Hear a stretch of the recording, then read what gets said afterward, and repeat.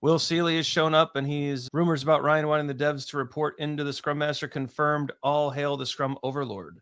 May he reign forever. Seriously, though, how do we keep the Scrum Master process and change focused when they have an HR function as well, performance management, career development? I think it's a balancing act. Lived in this role firsthand where I had HR responsibilities, I had financial responsibilities, career development responsibilities. And as a manager, you decide to separate a few concepts that are normally jammed together, right? I see the Scrum team as being successful or learning as a whole. And I'm really not looking to hold one particular person accountable so long as the team believes they have and can prove, it's not just belief, but through evidence, that all the skills that are necessary to deliver are present, that the team is working towards a valuable sprint goal. As long as those things are true, I'm not really worried about individuals at a delivery level.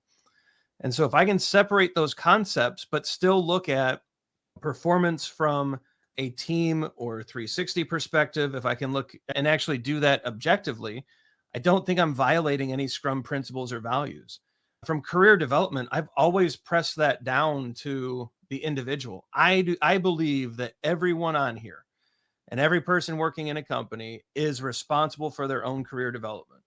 And so if that means that there's training budgets, if there's all those things to take care of, I push those decisions down to the employee and I empower them to make decisions there. If I have employees that have expressed an interest in promotion, then we work on paths on how to enable and empower them to do that. But I really think if we can keep the team performance aspect separate from performance management, we can get a lot done in that space.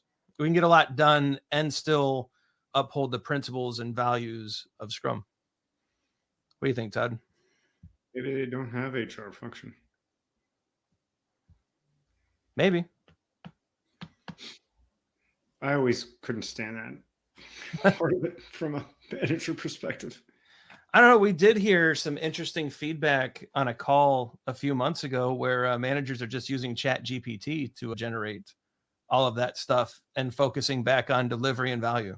So maybe that's a viable option. Have Chat GPT fill it in for you. I've been set up before where I was technically the hierarchical person that was the manager, but I didn't do the HR function of it.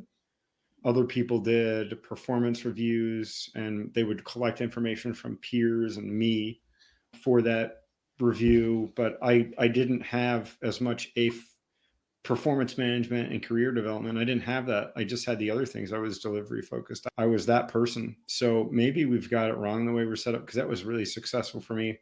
I don't like reports. I don't like reviews. I'm not a one-on-one person. I like to be hands dirty in the trenches, working with the team, battling stuff.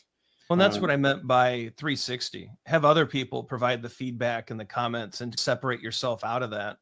And then with career development, it's, hey, Todd, you've got $2,500. Go spend it. Take a class, do what you need to do, and let me know how it goes. But otherwise, like you said, we're busy removing these issues and working on deliveries. Totally agree.